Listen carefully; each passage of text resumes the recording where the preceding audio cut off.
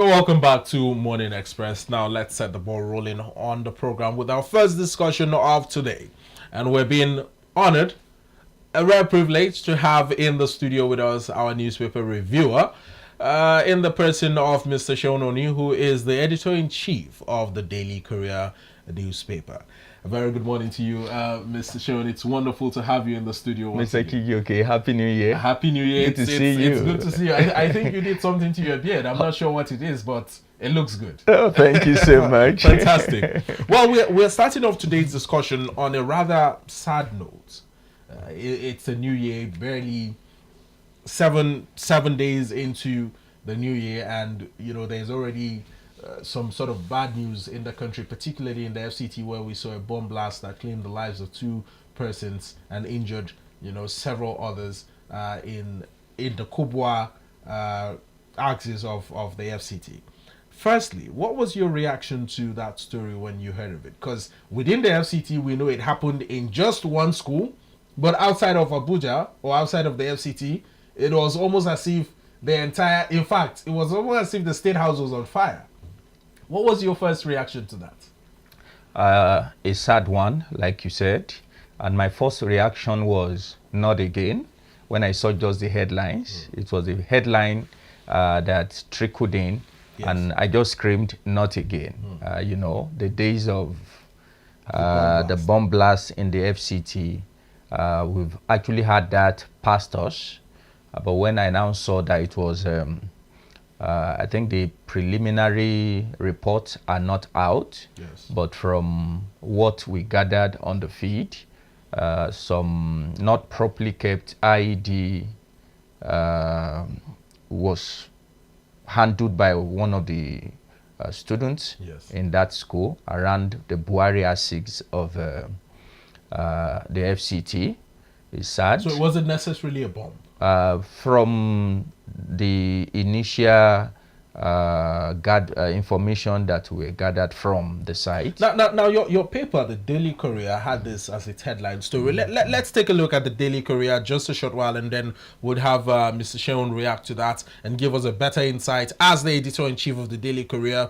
2 dead, others injured as police probe IED explosion in Abuja.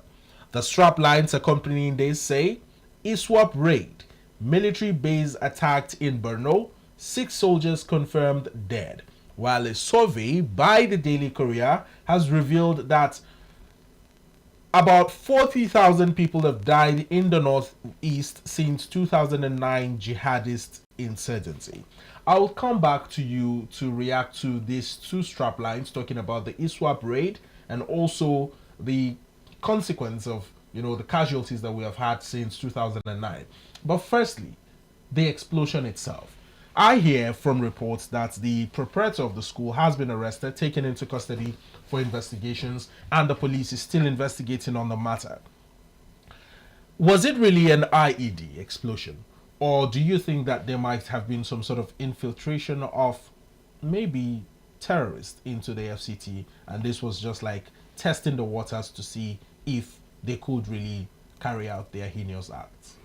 I think one cannot be authoritative on any of it.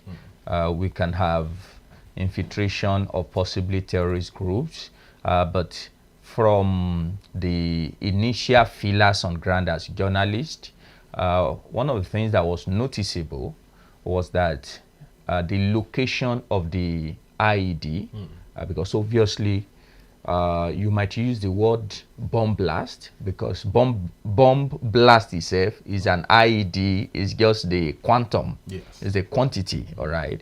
But I think the right word in this case is an IED explosion. If you also observe that it was one of the newly admitted students in the school that just saw something and picked it. But of course, the nature of IED is such that if they are left in a place, if it's not timed, it can be there for several months and even years. But the moment you go and you alter its dynamics, it goes off. But Mr. Sheon, what was an IED doing in a school premises in the first place? I think that would be the job of security agencies to tell us what an IED is actually doing there. But again, at the heart of that, you must not forget that the Buhari Aziz of the FCT, you have a lot of this rock blasting activities going on. Yes. You have very active sites in the Kubu Aziz, part of Buhari Aziz, all in the Buhari local government Aziz of the FCT. Yes. And something that is synonymous with what do you call it? Active rock blasting is IED devices. Yes. That's what they usually use in activating their... Could it have been that maybe some workers who were supposed to, carry out some rock blasting activities decided to keep these IEDs in the school before venturing out? Because the possibilities are endless. But then it just boggles my mind how these IEDs got into the school. But then other reports, as gathered from or by our security reporter here at ADBN, says that the principal was visited by 3 men prior to the explosion. I think a day before the explosion or something, and then shortly after there was an explosion. Now, investigations are still ongoing, I know, but then there are just too many irregularities for eyebrows not to be raised. Like you rightly said, the angle to rock mining and blasting activities around there is just one of many options. One of many options. But again, don't forget that like the major explosion we had in Ibadan last year, that practically brought down an estate in the Oyo State capital, was also linked to people who are into rock blasting and the rest of them. The what you can call terrorist groups usually take advantage of those kind of activities because legally they are allowed to bring those IEDs. So they take advantage of those kind of areas to store their own IEDs. So terrorist group always take advantage of that kind of openings. They will be given the license legally, those who are into that kind of a business. But people who are into heinous crime of terrorism and all those kind of evil things can also take advantage of it. So all of these factors are on the table until the security agencies come out and tell us what actually transpired there. Well, Mr. Sheon, let's move away a little bit from the FCT and the sad incident that has claimed 2 lives in Borno State. Boko Haram has once again struck, killing 6 soldiers, having attacked a military base there, and we saw videos and pictures, and it was quite a very disturbing scene. Since 2009, about 16 years down the line, we have always had to grapple with this issue of insurgency. Even the Chief of Defense Staff, General Christopher Musa, recently granted an interview at Al Jazeera where he made quite some strong comments. We unfortunately do not have that video, but if you are privy to that interview, I'm sure you must have heard some of the things he said. This seems to be, it almost sounds like a broken record. The same thing over and over again. But why are we still battling with Boko Haram insurgency? What a question. Let me use your term, a broken record. Bearing in mind that the Yuletide is always more like a circle. Every Yuletide period, especially this base, this army base at Damboa, had been under tense. If I can recollect, you can count more than 20 times that the base has been attacked. So I was surprised that we are waking up to this kind of thing. It actually happens in Saturday. So people in the security architecture actually made it a closed loop information until yesterday, until it escalated. Sadly, initially we got a report that 6 bodies were recovered. But as I speak to you this morning, you might actually have double of that because some bodies have actually were been later recovered much in from, other places as yeah, well. from our sources in that part of the country, which is regrettable. If you bear in mind, like I said, more than 20 occasions, insurgents had actually visited that because it's a forward operation base in that part of Borno, where you always have active military personnel. So it's always a soft target for terrorists. So you expect that more measures we actually put in place to prevent a repeat of what has been a sequel of an ugly incident that always lead to the loss of our servicemen. But also quite surprising was the fact that these insurgents used drone in their operation. And quite sophisticated weapon. Sophisticated weapon. I'm aware the spokesperson in the defense headquarters wants to play down it that it was a toy drone. Certainly not. And I think that's unfortunate that somebody in that high office could play down on something that we should be ashamed of as a nation. We were here just while we were wrapping up last year. Yes. And this idea of terrorists, drones getting into the hands of terrorists, I warn very strongly against it. That when we get to the point where terrorists are using more sophisticated technology than our military, we might really, this idea of we are having terrorism behind us might just be a political statement, as it were. Because what it does is that it now gives them a leverage that our military really don't have. And that was exactly what happened during this attack on the forward operation base in Damboa. I learned a few minutes before the attack happened. There was even a drone that came, a surveillance drone that came into the camp. And the military guys assumed that it was a military surveillance drone. That again tells you the level of training, the level of the technical component of our fight against terrorism.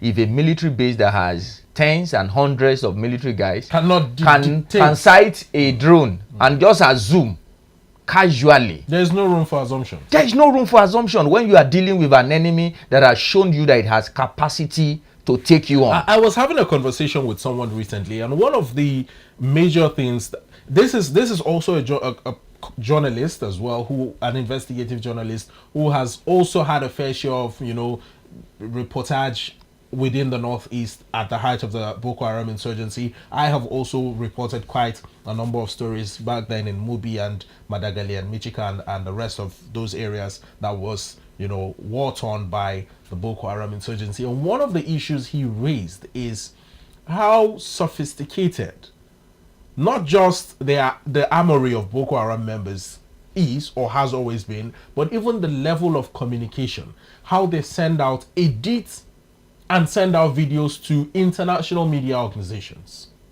The level of the graphics that they use are not graphics that you just find one small boy in the village using.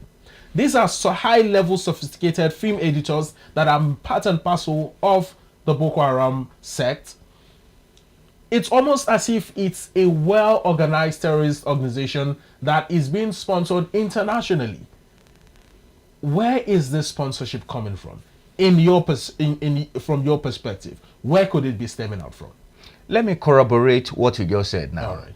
That the attack on our military base in Damboa that happened just a few days ago was actually coordinated from very reliable source, 25 kilometers from the point of attack. Interesting. 25 kilometers from there. The control center was actually far away from where the actual attack took place.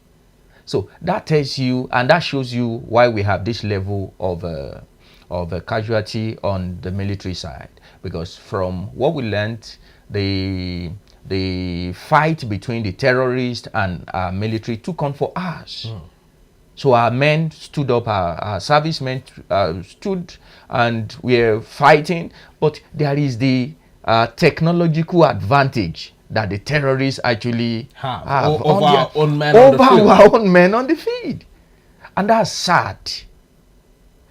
For about 2 years now, our military has been singing this. We are now wrapping up our technology. We are buying drones. The question is, where are those drones?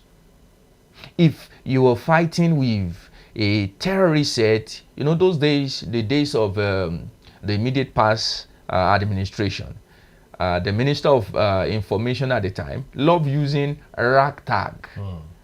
But today, in all honesty, you can't call them ragtag. Certainly. They are highly organized, highly trained, sophisticated, highly trained, and it seems, unfortunately, they are a step ahead of our military. I'm sorry to say that, but from the report we got from the attack a few days ago, they are actually a step ahead. So we need to go back and rejig the way we are fighting this insurgency. Now, Mr. Shehu, almost 5 trillion naira being earmarked in the 2025 appropriation budget for defense in the country. That used to almost be the entire budget of the whole country. Is this going to make any significant change? And should the military, instead of comments like the one the Chief of Defense Staff made about, you know, engaging the local arms manufacturers in the fight against insurgency, should we rather be focusing on sophisticated technology the way these insurgents are focusing on, rather than locally fabricated arms? Thank you. I think I made that advocacy in our last outing here. Yes. And one of the things I also strongly protested against is our culture of identifying gaps, but now profiteering from the gaps instead of filling the gaps.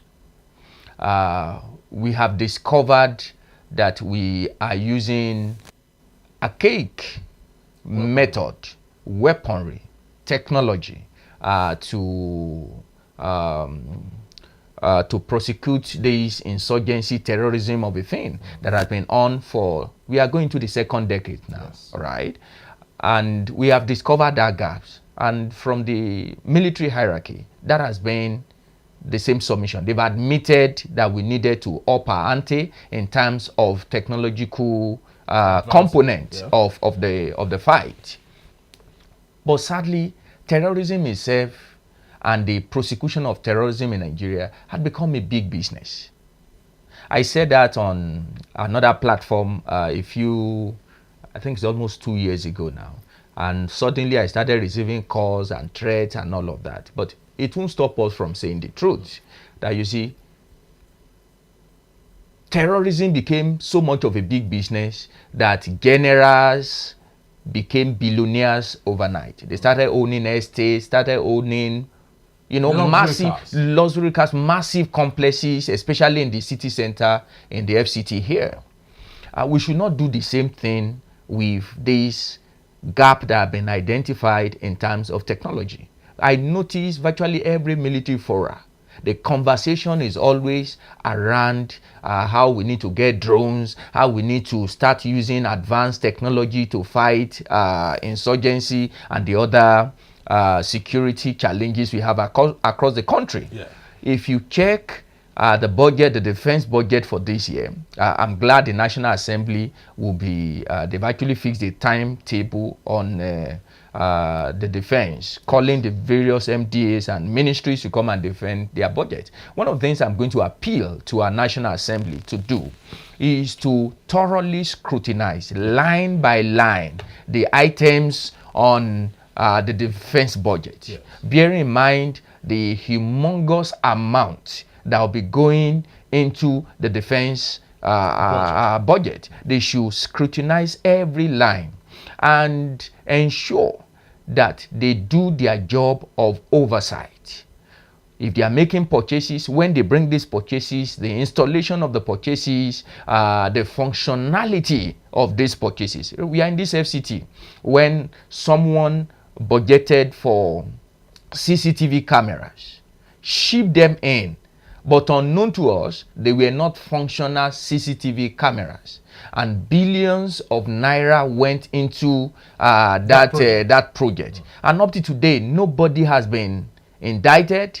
Nobody has been prosecuted. No questions had. That public money just went down the drain. Now, Mr. Sheon, while we are hammering on the military, while we are hammering on, procurement officers for our defense, apparatus and all of that, let's also talk about international NGOs and the role they play in all of this. In the Northeast, especially in Borno State, we have had situations where NGOs come in and then they rent offices or apartments for 3 to 5 years from the point of entry. One question that has always been raised time and over again is, how do these NGOs know that the insurgency will not end in the next 5 years? Well, unfortunately, I mean, it's as simple as it can be. It's just the question: how do they know that the insurgency will not end in the next 5 years? This issue generated a lot of commentaries. I think some 2-3 years ago, yes, when a member of the National Assembly actually raised a motion of urgent public importance, that the National Assembly should begin to profile NGOs, especially international NGOs. Yes. And a lot of people went and said, oh, they came here to help us, and it's still part of what I'm talking about. That this terrorism of a thing had become a big business. A big business, not just on our side as a nation, but also on the international scene.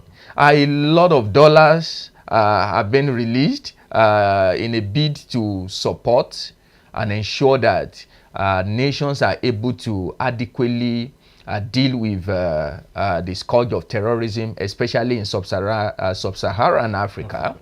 And in doing that also, you now begin to see another dimension to this, where you have NGOs whose job is just to go there and look for what they hide under human right violations. And they are there, and you're asking yourself, what is really their role? What's really their role? There was a report. I was one of the journalists invited while they were unveiling the report. And one of the questions I asked, and the man was stuttering, was that we asked them what was the budget. They were not ready to tell us, but they said it was a huge amount. They were supported, mentioned some of the big names. Yes. All right. So we asked them. And no specific figure or even a budget range. No specific figure. And we were now asking them, how did you gather your data? And they were telling us open sources, secondary sources. I said, no. You can't sit in Borno, have your operation based in Borno, yes, and you are depending on open sources. From anywhere to report on insurgencies that is taking place around your domain. I said, no, that's not accurate. At least my knowledge as a pollster, I know that you can't do that. Someone can sit in the US and depend on open sources to aggregate opinions about things going on in Nigeria. But if you are in Borno and you are reporting about the Northeast, it has to be from you must give us primary sources. Exactly. That's why you are there. And I can tell you 80 to 90% of these guys are just there for the money. And some of them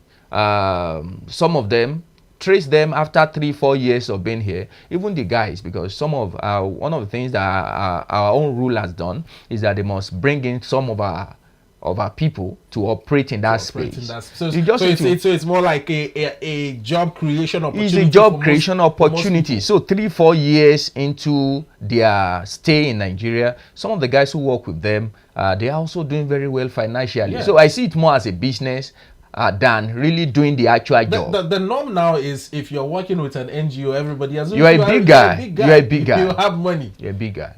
Interesting. Well, Mr. Sherwin, to wrap up this conversation, one other issue, especially in relation to the NGOs, is the question of whether it is proper for these NGOs to also offer aid to the insurgents themselves, which we have seen happen in some certain instances. Like the Red Cross and the rest, offering some sort of support in terms of food or any other or medication or any other thing to this terrorist. It is not out there, but we know it is happening. We are not at war. This is a terrorist activity. These are insurgents infiltrating non-state actors, killing people. Should these NGOs still be doing what they're doing? Sadly, legally, no. But you must also... Morally, yes? No. Morally, legally, morally, I think it's wrong to do that. But you must also understand the environment. You have visited there a couple of times, and you know how this environment works. It's a very hostile environment towards these guys. They will actually come to you and guarantee your safety, guarantee your freedom of movement as long as you do X, Y, Z for them. And don't forget, just a few days ago, an entire forward base operation of the military. These guys faced them and brought it down. They burnt their operational vehicles there. So will you not depend on maybe 2 military personnel or a few mopos that were attached to you to follow you around to guarantee your security in that kind of a zone? So sometimes they play ball to guarantee their safety. All right, it's not legal. I think it's not moral, but it's just the exigency. It's a necessity that they just have to. Or as many people describe it, a necessary evil. It's a necessary evil. Okay, give us drugs, send some food items to us, send some aids to us, and so they just find a way to put that as part of the things they are giving to people who are victims I mentioned of terrorism. Red Cross, but mostly fingers point to the Red Crescent rather than the Red Cross, especially when it comes to this sort of situation that you have mentioned. Yeah, the Red Crescent. And I think our military, on a few occasions, had actually tried, especially the last administration, actually tried to escalate this. But it was swept under the carpet eventually. It has to, because some of the information our people also get actually comes also from this kind of arrangement. Because what that also shows you is that there is a major of understanding between the terrorists and some of these organizations.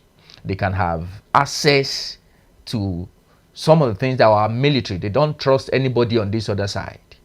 Even some of us in the media, they don't trust us because they assume eventually you will leak their secret. So they trust these guys because they are not Nigerian nationals. But what happened is our military also have a backdoor arrangement where they also download some of this kind of information. Okay, so when you escalate that kind of arrangement, tomorrow they won't trust you also to give you some of the other things you can use also to prosecute your. So, like I said, it's not legal. It's not a moral thing to do. Bear in mind, like we said, there over 40,000 persons have actually been maimed, killed within the lifespan of this insurgency. So I think that category of people that has led to this level of death in our nation don't deserve any type of aid or even amnesty by the government. Type of amnesty. Or like we saw in the last administration, repentant Boko Haram members that were rehabilitated. Quite a shame. Don't you think so? Unfortunately, we should root them out. We should. There is nothing like a carrot in this instance. You know, people, especially some in the security space, will tell you we should try the carrot and the stick approach because using full military might on them seems not to have worked. But I think we just need to tweak, like we have seen a few days ago now, that when it comes to technology, we are not there, and we really need to. I was citing the Paja incidents that happened between the Hezbollah, Iran on one side, Syria, and Israel. From the report that was done on Washington Post, I think on the 21st or 22nd of December, it took Israel 20 years of information gathering to infiltrate Hezbollah and what you call the ASICs of resistance, sponsored by Iran. So, Iran, yeah. So there you have some guys, Hezbollah, some guys in Syria, some guys in part of Iraq, and you just have them all over, like a coalition. A coalition working tacitly for Iran. But for 20 years, they infiltrated them. They infiltrated them so much that they were able to now handle the procurement of their communication gadget. So in course of ordering for the communication gadget, they were able to plant IEDs that can explode into those pagers. They delivered it to them, and also tracking devices. And that was the source of that attack. Yeah, I remember it very, very well. All right, it was a covert operation that went on for 2 decades. But when they struck, it was deadly. It was deadly. They practically paralyzed Hezbollah leadership within 2 weeks. They will run here, there is already a tracker on you. They got them, they finished them. So that is what technology can do for you. So we must go back and begin to rethink our security architecture. This idea of we will take 2 steps backward and take 3 steps, two steps forward and take 3 steps backward. I think we are perhaps one of the largest military in sub-Saharan Africa. Yes. We shouldn't be hearing this kind of narrative about our army. I think, in my opinion, it's actually not a good one for army. Well, it's just as much as Mr. Sean has mentioned in his opinion. It's about ensuring that we harness the power of intelligence gathering by our military, and also ensure that we invest heavily in sophisticated armory and sophisticated technology to be able to combat insurgency and terrorism in the country. Now, enough of talking about the bombings and killings in Borno State. Let's talk a little bit on politics. Peter Obi, the Labour Party's presidential candidate in the last general elections, has alleged a threat to his life by APC members, citing that his life is in danger. Meanwhile, the APC has also reiterated or sort of responded to him, saying he's just crying foul for nothing. How did we get to this point where an opposition party leader will be threatened by members or stalwarts of a ruling party? Well, if you call it a threat, maybe that's his use of words. A transcript of what the National Publicity Secretary of the All Progressive Congress, yes, Mr. Felix Moka, actually was released yesterday. He appeared in one of the TV stations, and he made a comment that anything that is coming at the Labour Party presidential candidate in the last election, he should be ready to take it. That was a statement. Isn't that a threat? That was a statement. That sounded like a threat. But you know, in language, context is everything. Yes. Context is everything. Not comprehension. No, context is everything. But the way people will comprehend it differs. And of course, is their opinion. Like I said, that is his own way of interpreting that. But that type of rhetorics should not be seen as strange. Bearing in mind some of the issues that he raised about the level of economic downtime that we are experiencing as a nation. I think he was very emphatic. And I know the party in government will actually not be very cool about that. Yes. But that's the truth. There is nothing he raised in his press conference, his New Year press conference, in my opinion, that is not the truth. There is unemployment. We've seen unarguably the highest cost of food crisis in the country, unarguably. Somebody was trying to compare the Udoji scenario, yes, to what we are going through now. And in my opinion, the situation now actually dwarfed Udoji price of food crisis that was experienced during the period in the 70s. what we're having now in terms of inflation rate, the volatility in the exchange rate, and just mention it, it's not the best of time. And as an opposition leader, I think it's fair that he actually highlighted some of these things.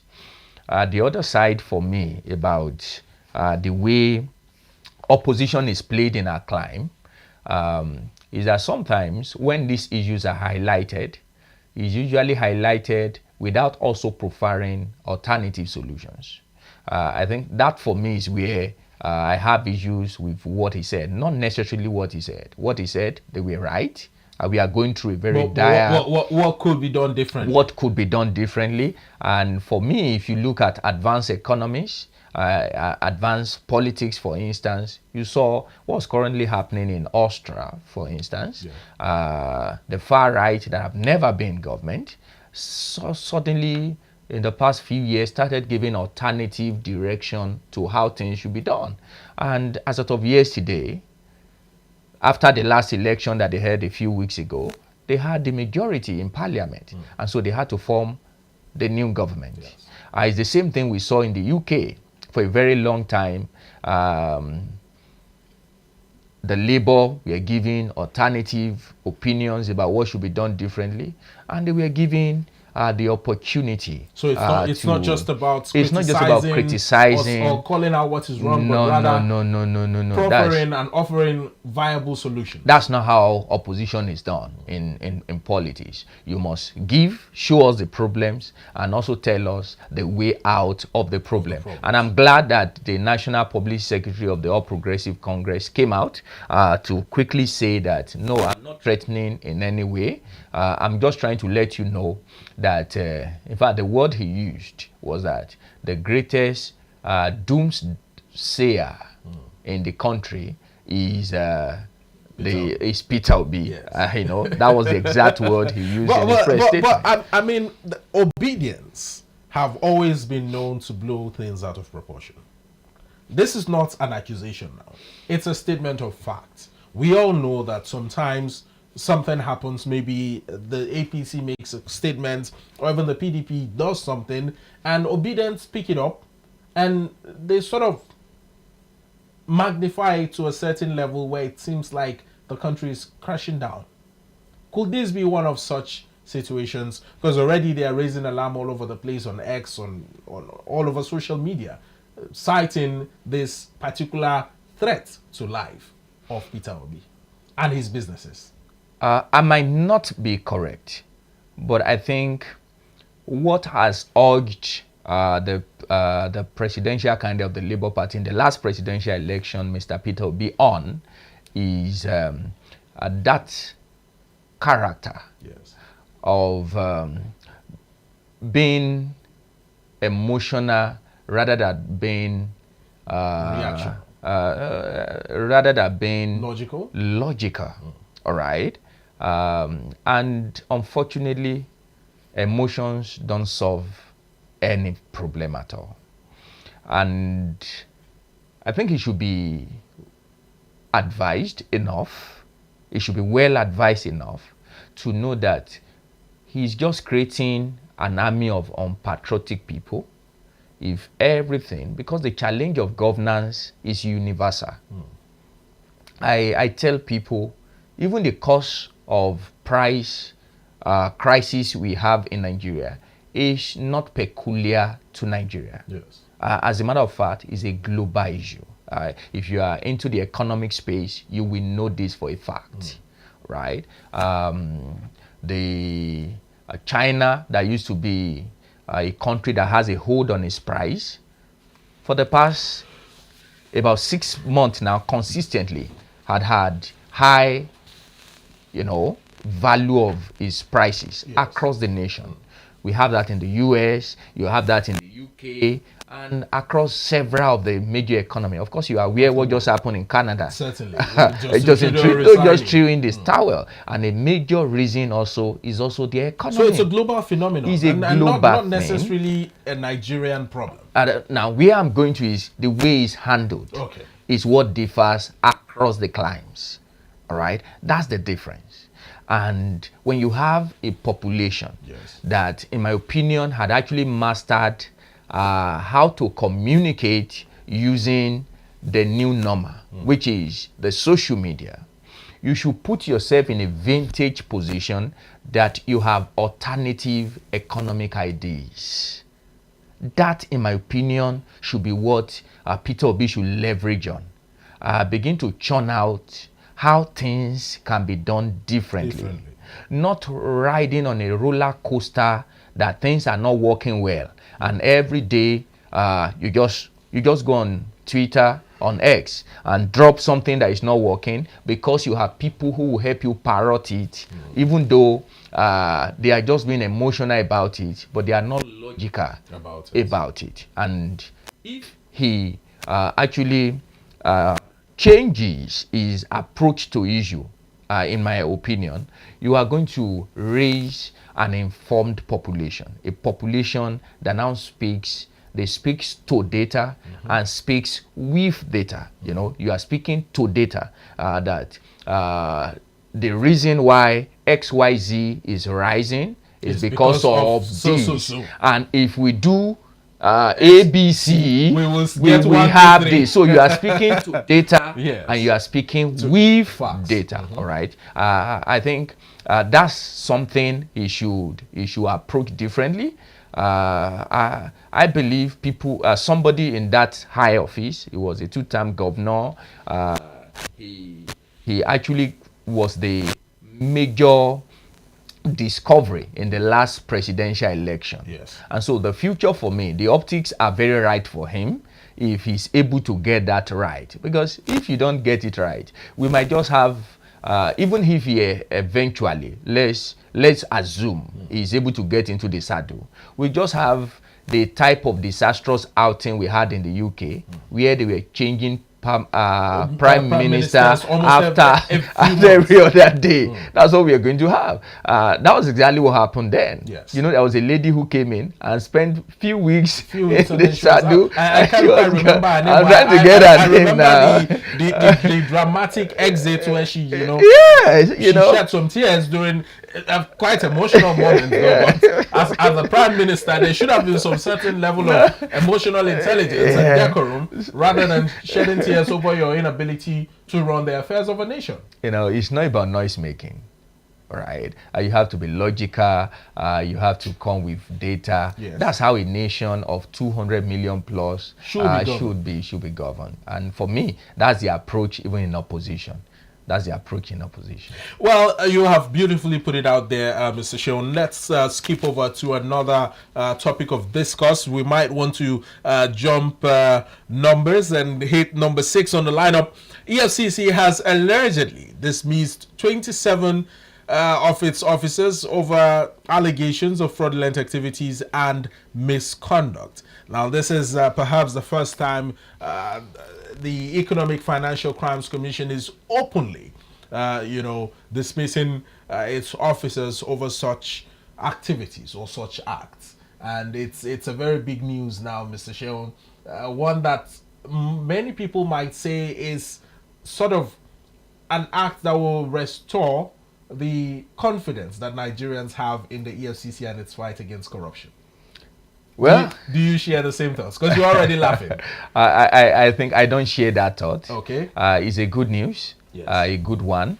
I'm aware a number of the operatives in time past have been eased out of the system, but it's usually done in a very covert, in a hush, covert manner.